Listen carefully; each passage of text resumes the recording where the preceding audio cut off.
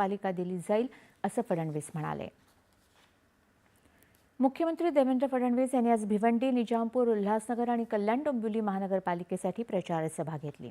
भिवंडी हे ऐतिहासिक शहर आहे.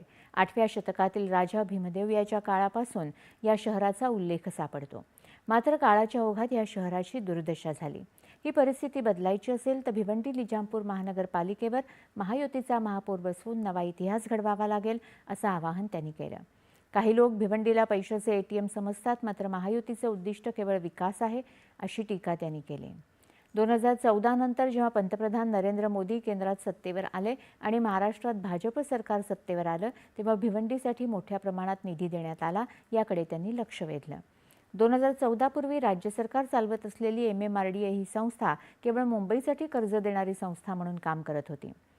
महायुती सरकारच्या काळात ती मोठ्या प्रमाणात पायाभूत सुविधांच्या विकासाचे इंजिन म्हणून पुन्हा विकसित झाली आहे, असं मुख्यमंत्री कल्याणच्या प्रचार सभेत म्हणाले. ठाण्यात आज मुख्यमंत्री देवेंद्र फडणवीस यांची जाहीर मुलाखत झाली.